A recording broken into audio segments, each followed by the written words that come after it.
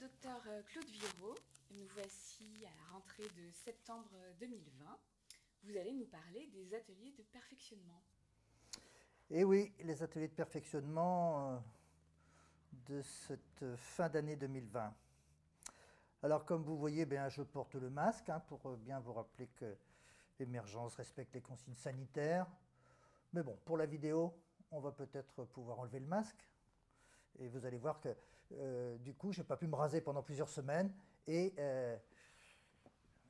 le Covid m'a imposé un nouveau look. Voilà.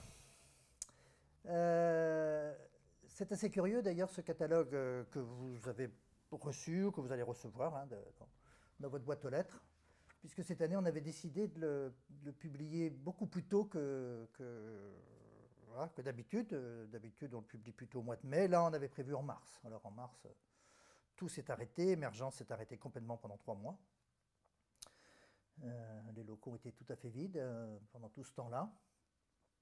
Alors il a fallu tout changer, tout réadapter, les programmes, les dates. Et puis, donc je voulais dire un grand merci à tous les enseignants qui se sont débrouillés pour trouver d'autres possibilités dans leur planning.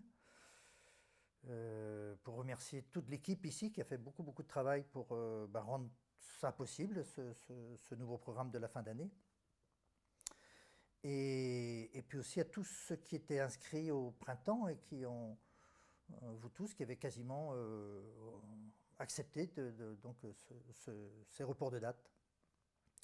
Et ça montre à quel point ces ateliers sont précieux pour tout le monde, pour les participants, mais aussi pour les enseignants qui ont à cœur de transmettre le meilleur d'eux-mêmes. Et puis qui a quelque chose aussi je pense, de l'ordre de la solidarité, pour que tout le monde continue à travailler ensemble et puis garde de la souplesse dans ce monde complexe, comme j'aime bien le dire. Rester souple dans un univers complexe. Et la formation, pour ça, est plus que nécessaire et précieuse. Tous ces ateliers que je vais vous présenter sont accessibles pour tous les praticiens formés en hypnose, quel que soit le type de formation en hypnose, que ce soit en thérapie brève, en douleur aiguë, en douleur chronique, en obstétrique ou autre, médecine générale, dentaire, et que ce soit à Émergence ou dans tous les instituts de la Confédération francophone d'hypnose et de thérapie brève, puisque la Confédération permet justement de voyager d'un institut à l'autre, comme dans le temps de la Renaissance où les gens allaient se former à Paris, à Montpellier, à Bruxelles ou à Copenhague. Je vais vous les présenter de manière chronologique, qui va être un peu le plus facile pour suivre le programme, pour retrouver le planning. Et puis, si ça vous intéresse, vous pourrez aussi regarder les différents segments de la vidéo par thème. Par exemple, ceux qui sont plus intéressés par la douleur, ceux qui sont plus intéressés par les nouveautés, par exemple, ou ceux qui sont plus intéressés par les ateliers qui vont être plus importants cette année que jamais par rapport aux impacts de la pandémie.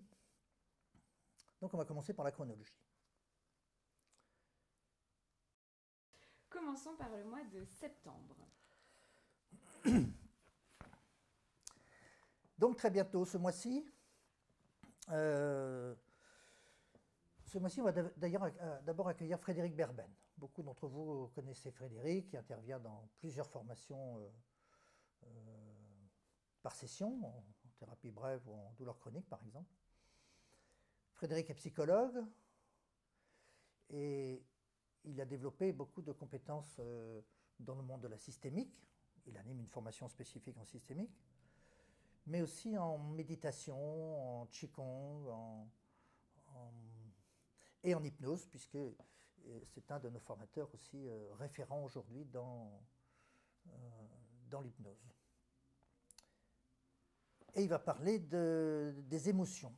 les émotions à la fois qui sont tellement précieuses pour lorsque nous faisons des choses agréables, les émotions qu'on dit positives, qu'on dit favorables, mais il y a aussi toutes les émotions douloureuses, toutes ces émotions pénibles, toutes les émotions qui génèrent des transes d'alerte, on y reviendra tout à l'heure, et qui sont épuisantes, voilà, qui génèrent l'anxiété, qui génèrent du stress, mais surtout de l'épuisement, c'est-à-dire de la fatigue à la longue, à la longue, à la longue. Et or, plus on est fatigué, et moins on est à même de modifier notre état de conscience, de modifier notre manière de concevoir le monde. Donc c'est extrêmement important de pouvoir travailler avec ces émotions, les adapter, les modifier, les nettoyer, les rendre fluides pour qu'elles puissent de nouveau être évacuées. Voilà, ce sera en septembre pendant 2 jours. En octobre, des nouveautés. Des nouveautés, je vais un peu revenir sur la notion chronologique, parce que je vais d'abord vous parler de 2 ateliers qui sont au milieu du mois d'octobre. Ce sont 2 ateliers extrêmement importants qui sont donnés par Woltemeid Hartmann, qui nous vient d'Afrique du Sud. Woltemeid, on l'appelle Wally, tout le monde l'appelle Wally. Ce sont 2 ateliers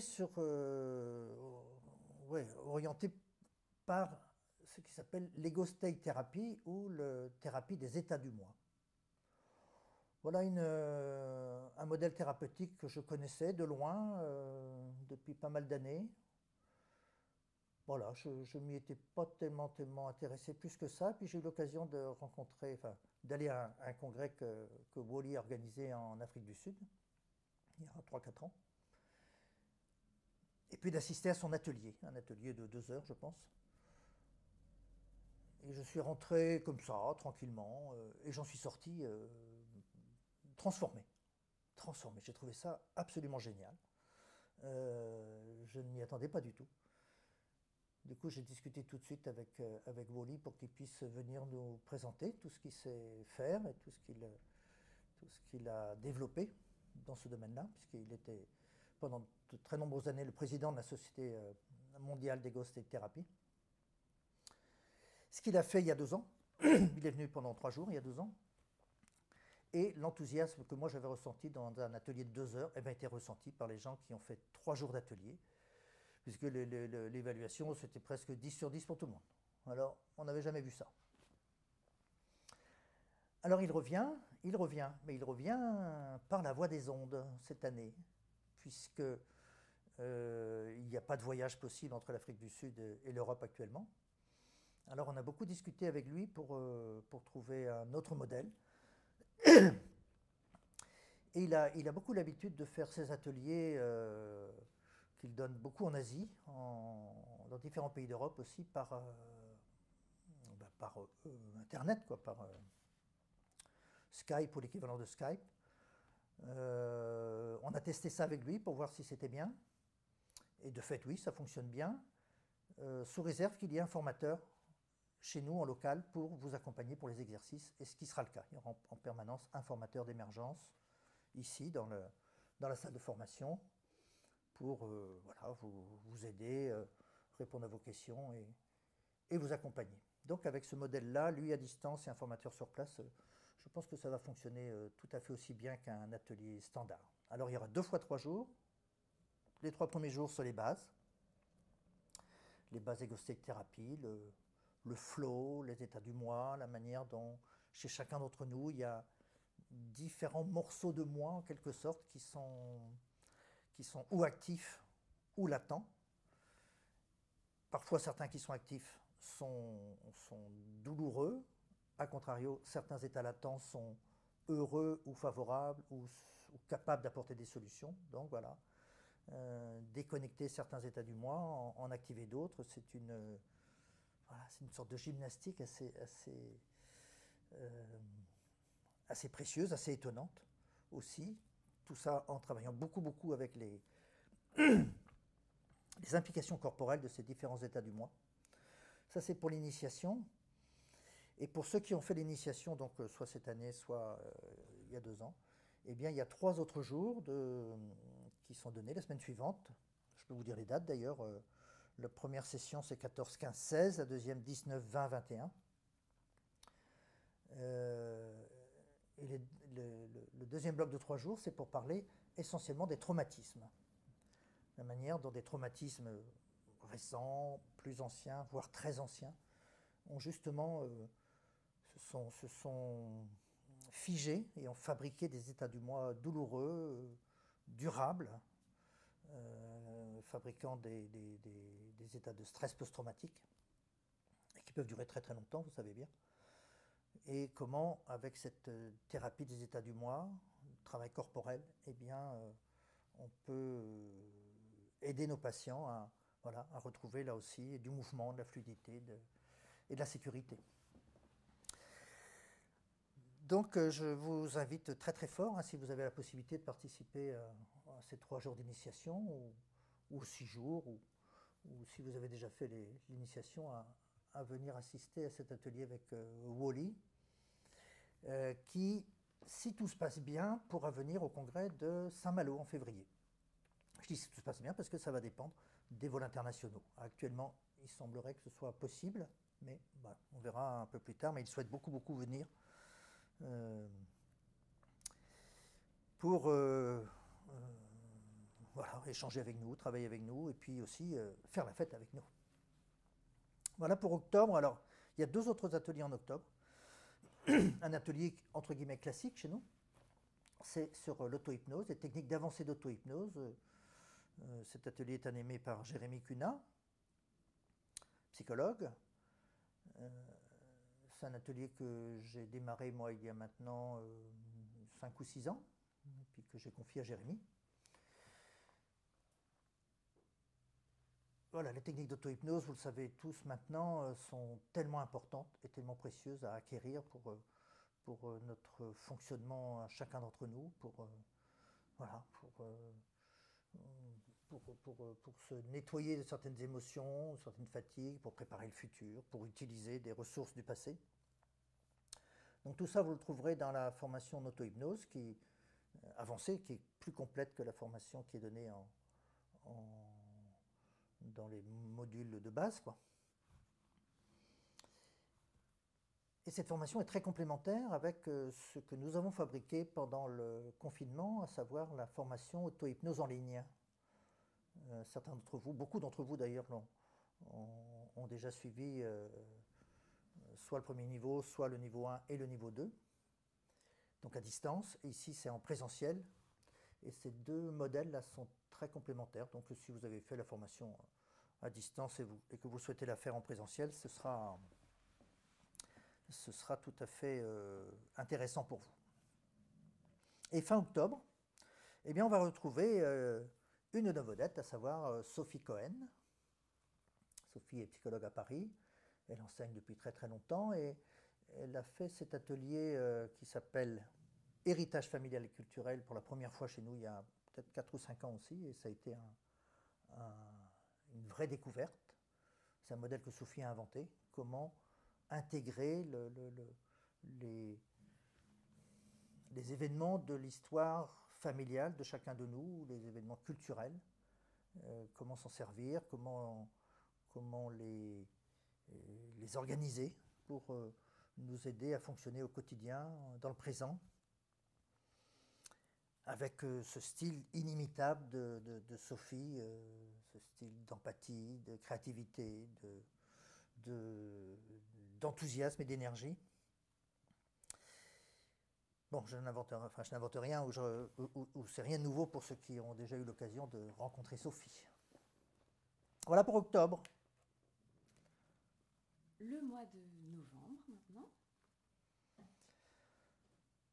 Novembre. Les Bretons disaient mois noir. Parce que c'est là que la lumière descend, novembre, décembre.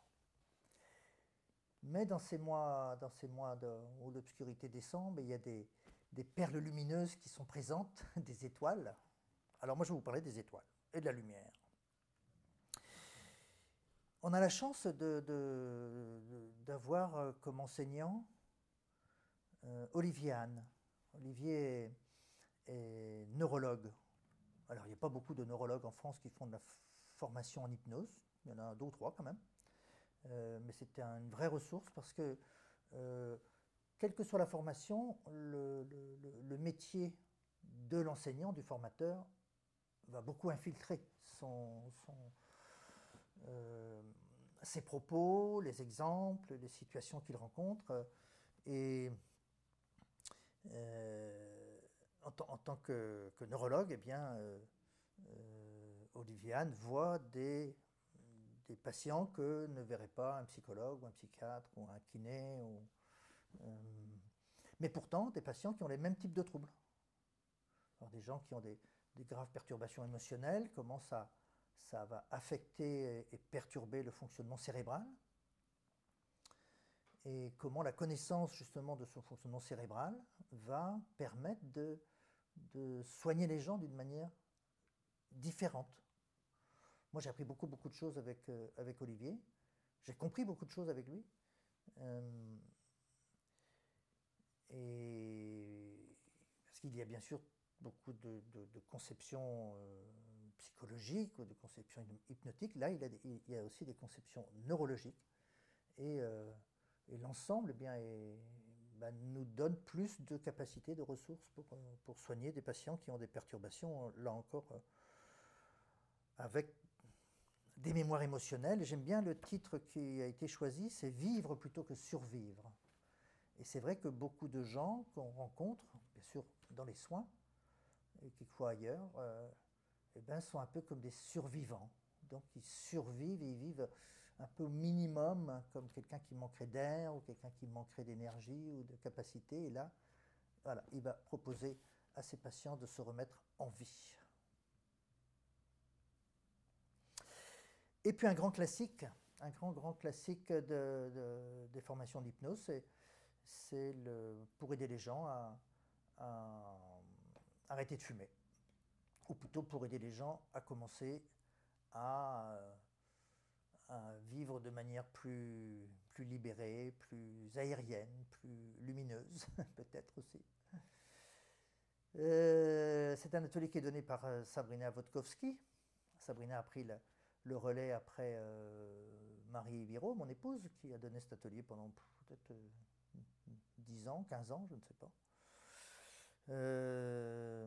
Donc Sabrina s'est bien formée. Et le relais est très heureux puisque les participants de ces premiers ateliers ont été plus que satisfaits. Donc voilà, un modèle sur 2 ou 3 séances qui allie à la fois les principes de thérapie brève, préparation, d'orientation vers le futur, d'objectifs, de premiers changements, et les techniques hypnotiques et auto-hypnotiques qui vont être nécessaires, pas seulement pour arrêter, mais aussi pour continuer, puis donc pour faire ce changement majeur dans la vie de ces gens-là. Voilà, novembre. Il y a encore Frédéric Berben au mois de novembre. Et en novembre, il reste un 3e atelier, de nouveau Frédéric. Frédéric avec ses multiples ressources, et ses nombreuses propositions d'ateliers. Voilà, et un atelier tout à fait nouveau qui va s'adresser aux troubles du sommeil. Alors, on a déjà fait des ateliers ici par le passé pour aider les gens qui ont des troubles du sommeil. Vous savez comme moi que beaucoup de nos patients ont un sommeil perturbé. Vous savez aussi que aider ces gens-là à améliorer leur sommeil, récupérer leur sommeil, donc c'est un des axes majeurs pour beaucoup de patients, parce que quand ces gens-là dorment mieux, ils récupèrent, ils ont plus d'énergie, ils ont plus de recul, ils ont plus de capacité à analyser les problèmes et à trouver des solutions. Donc la voie du sommeil, si j'ose dire, est vraiment précieuse. Et il va mixer des outils à la fois d'hypnose et de méditation pour que les gens puissent les utiliser par la suite en autonomie et non seulement récupère le sommeil maintenant, mais puisse aussi retrouver le sommeil si un jour ou l'autre il y a de nouvelles perturbations, ce qui évidemment est le lot de tout un chacun dans la vie. Donc voilà, retrouver le sommeil, récupérer le sommeil, dormir, et avoir plus de ressources, de capacités, d'énergie au quotidien. Voilà. Nous voici au mois de décembre avec 4 thèmes fondamentaux. Ah ouais, alors décembre va être riche. Hein. Décembre va être riche. Ce sont presque des cadeaux de Noël avant l'heure, tout ça. Hein. Sophie va revenir pour un atelier tellement important pour aider les patients atteints de pathologies cancéreuses. Nous voyons tous des patients qui ont des pathologies de ce genre-là, plus ou moins graves, avec des traitements, sans traitement, des chimios, et surtout beaucoup des peurs, beaucoup du mal à se projeter dans le futur, beaucoup comment dire, des gens qui se figent. Toujours pareil, hein, quand il n'y a plus de mouvement, il n'y a plus de vie. Donc comment aider ces patients-là à retrouver du mouvement, mais du mouvement dans leur corps, mais du mouvement dans leur mental, dans leur projection vers le futur, du mouvement vers la vie. Et donc un accompagnement plus que nécessaire, basé sur l'hypnose, des métaphores, de l'auto-hypnose, toujours de l'auto-hypnose. Et toujours cette capacité de Sophie à imaginer des manières d'aider chaque patient, de fabriquer quelque chose de spécifique pour chacun.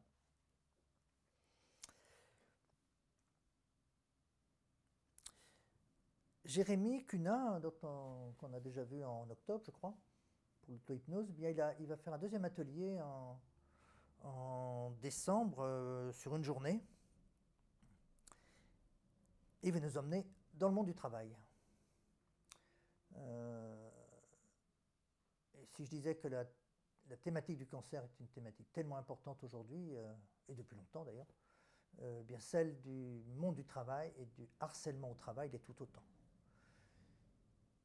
Et nous avons tous, quel que soit notre métier de soignant, à entendre des histoires de gens qui sont en souffrance professionnelle, des souffrances professionnelles au quotidien, des souffrances qui vont aller vers des pathologies psychologiques ou physiques, qui vont aller vers des dépendances, qui vont aller vers, ou au pire vers le burn-out, hein, avec cette sorte d'effondrement interne qui se produit à ce moment-là et qu'il faut éviter à tout prix parce que quelqu'un qui a un burn-out avéré va avoir 1 an ou 2 ans de souffrance très très importante avant de pouvoir retrouver une vie équilibrée. Donc Jérémy est très expert dans le monde du travail, il a travaillé en entreprise pendant beaucoup d'années et il va aider les uns et les autres d'entre vous à se repérer dans ce monde du travail, dans le système professionnel pour décoder la manière dont ça fonctionne, repérer les blocages et fabriquer des solutions avec, là aussi, pour chaque situation particulière. Voilà, le monde du travail, le monde du travail. Et on va revenir ensuite avec Bruno. Alors Bruno Dubos, quelquefois on dit on le présente plus. Ben si, justement, on le présente. si, justement, toujours le présenter. Bruno, qui est un de mes collègues psychiatres avec qui je travaille dans le monde de l'hypnose depuis l'origine, quoi, depuis 88 ou 89, donc ça fait 30 ans. Bruno enseigne depuis toujours, ici, puis dans beaucoup d'instituts. Il participe à beaucoup de congrès, il écrit des bouquins. Dans un bouquin sur les troubles du comportement alimentaire, il y a quelques années. Et puis tout récemment, un autre bouquin sur les âges clandestins. Et on retrouvera un atelier de Bruno sur les âges clandestins courant 2021. Ici, il s'intéresse à la première séance, c'est-à-dire le moment où nous rencontrons pour la première fois un patient. C'est-à-dire quelqu'un qui non seulement souffre, mais aussi qui demande de l'aide. Parce que des gens qui souffrent, il y en a beaucoup. Ceux qui demandent de l'aide, il y en a moins. C'est-à-dire qu'il y a beaucoup de gens qui gardent leur souffrance, on l'a déjà évoqué par exemple, pour les perturbations émotionnelles ou les traumas. Et des gens qui survivent. Donc ceux qui viennent nous voir, quel que soit notre métier, ce sont des gens qui veulent, là aussi, passer du côté de la vie. Mais ils arrivent, pour beaucoup d'entre eux, avec ce que nous appelons simplement une transe d'alerte, c'est-à-dire qu'ils sont en alerte, tension, rétraction, anxiété, douleur, peur.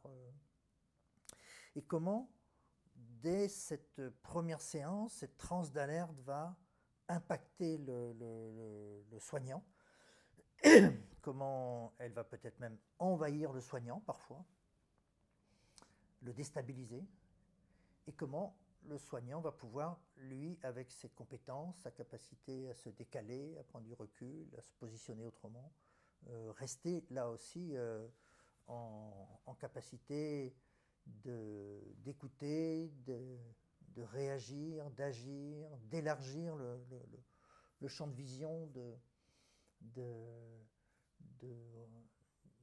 d'aider tout de suite le patient à trouver d'autres formulations par des métaphores ou par des questionnements, et puis ensuite par un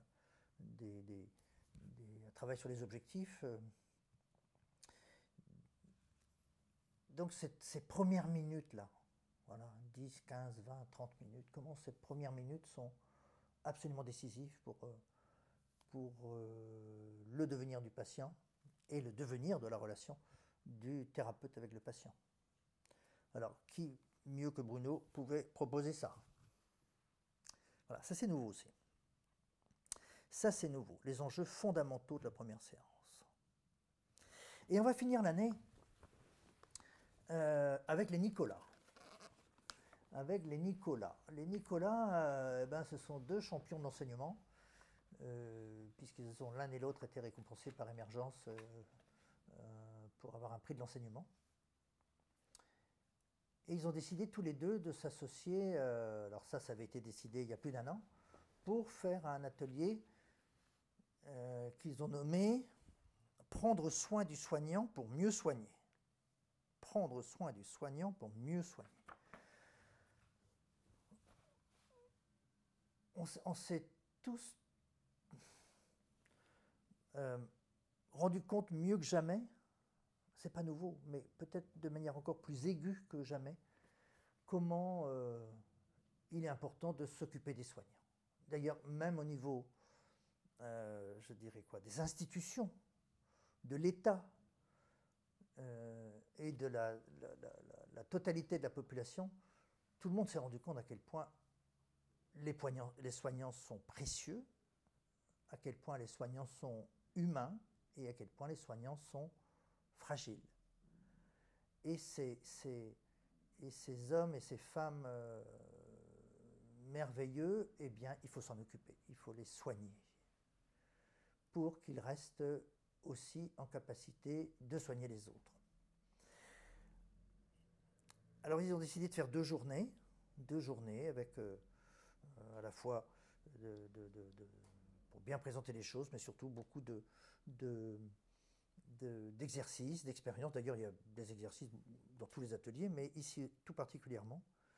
Et chacun de ces 2 Nicolas, qui sont tous les 2 anesthésistes, mais c'est un atelier qui est ouvert et qui est accessible et qui est pour vraiment tous les soignants, chacun d'entre vous, quel que soit votre métier. Voilà, pour retrouver de l'enthousiasme, du mouvement, de la sécurité, de la respiration, de la joie, parce que l'un et l'autre sont bourrus d'humour. Donc voilà, tout cet atelier-là qui va finir l'année, juste avant la phase des congés de Noël, eh bien, venez vous offrir cet atelier pendant 2 jours avec les Nicolas Fusco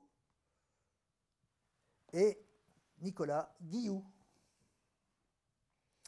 Et voilà pour 2020 à Rennes. Pour finir, les ateliers à Paris. Alors, depuis plusieurs années, nous organisons des ateliers aussi sur Paris.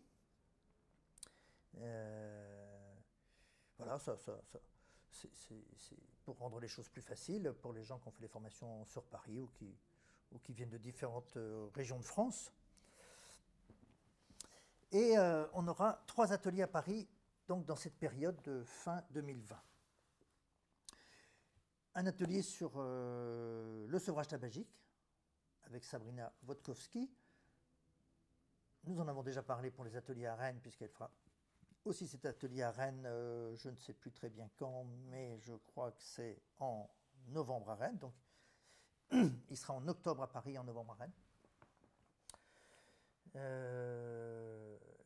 Il y a beaucoup de demandes et aujourd'hui, il est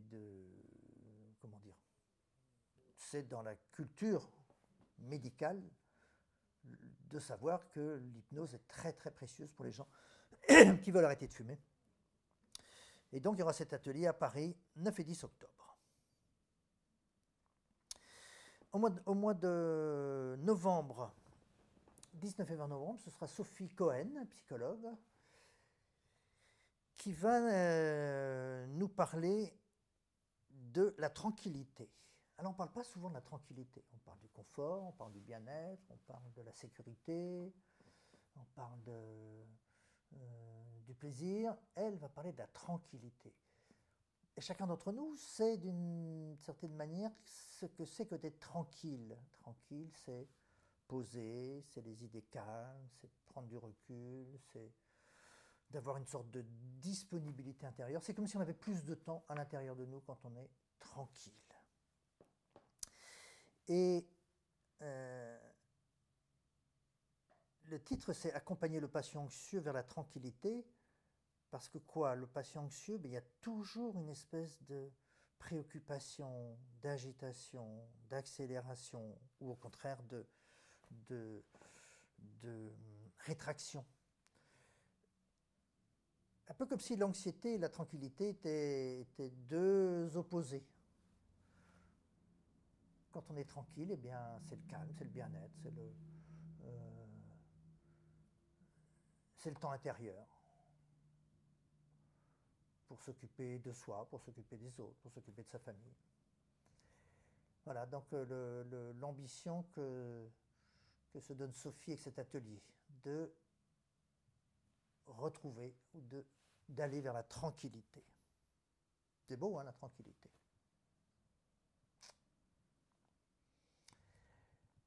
Voilà pour Sophie en novembre. Et en décembre, en novembre toujours, en novembre, je vais trop vite là, en novembre toujours, à la fin du mois de novembre, eh bien je serai à Paris avec vous pour cet atelier que j'ai créé il y a aussi pas mal d'années, peut-être 10 ans maintenant, qui s'appelle « Les vivants et leurs morts ». Le titre a toujours été le même. 3 jours pour aider chacun de nous vivants à être en paix avec nos morts, à être en paix avec nos morts. C'est-à-dire pouvoir y penser, pouvoir en parler, pouvoir s'en inspirer, pouvoir s'en occuper. Et de cette manière, d'éviter 2 ou 3 ou plusieurs grands écueils, en particulier l'envahissement par un mort. C'est quoi l'envahissement par un mort? On parle de deuil pathologique, mais l'envahissement par un mort, c'est qu'on y pense tout le temps, qu'il est tout le temps là. Qu'il est tout le temps là, et donc une souffrance ou une absence, ou une perte qui continue, voilà, avec des symptômes, avec de l'angoisse, des dépressions, des troubles du sommeil, tout ce qu'on veut. Ou bien au contraire, une autre forme clinique de trouble avec un mort, c'est de l'absence. C'est comme si cette personne n'avait jamais existé. Voilà, comme si ça faisait un trou dans l'histoire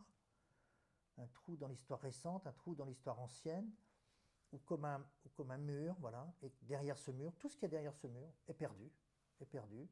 Tous les apports, toutes les expériences, tous les souvenirs, toutes les mémoires, toutes les valeurs de ces personnes qu'on a perdues. Et ça fait un trou qui va s'agrandir au fur et à mesure du temps dans la conscience virtuelle, dans le corps aussi.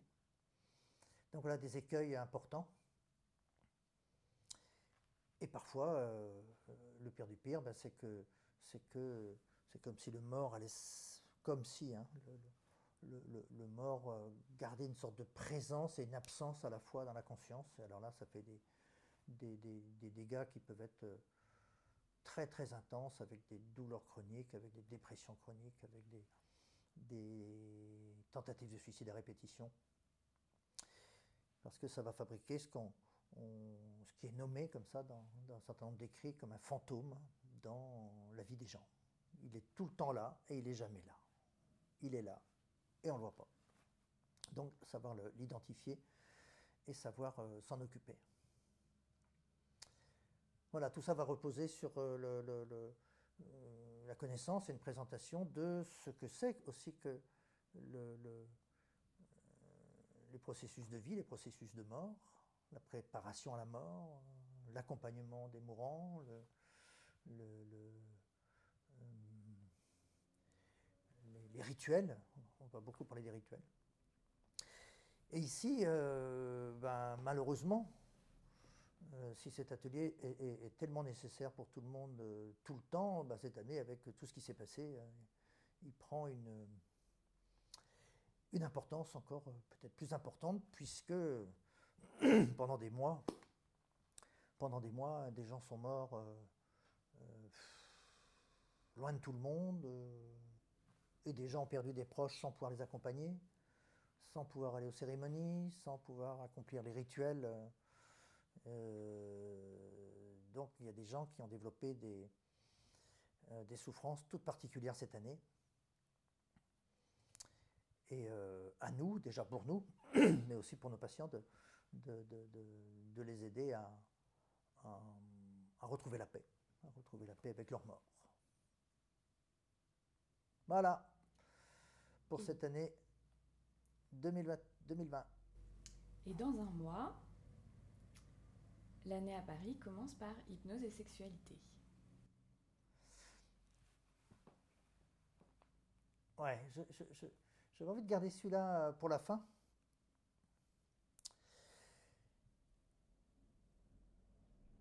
Il y a toujours eu des formations chez nous pour parler de la sexualité. Nous savons tous aussi, soignants, que un certain nombre de nos patients, pas tous d'ailleurs, il ne faut pas non plus exagérer, mais un certain nombre de nos patients sont très en difficulté avec leur propre sexualité et leurs relations sexuelles. Et pour nous, les soignants, ce n'est pas toujours facile de savoir comment se positionner. Parce qu'il faut que nous soyons, nous aussi, suffisamment au clair avec la sexualité en général et notre propre sexualité en particulier. Alors voilà. Parce que si nous ne sommes pas en phase avec ces thèmes-là pour nous-mêmes, c'est difficile de se mettre en face avec les patients, avec leurs difficultés. Pour savoir en parler, pour accueillir les choses simplement, pour savoir les accompagner, leur proposer des outils hypnotiques performants, très performants dans ce domaine-là, qui vont souvent nécessiter des réassociations, parce que les perturbations sexuelles, il y a beaucoup de niveaux de dissociation entre les émotions, le corps, l'histoire, les projections du futur.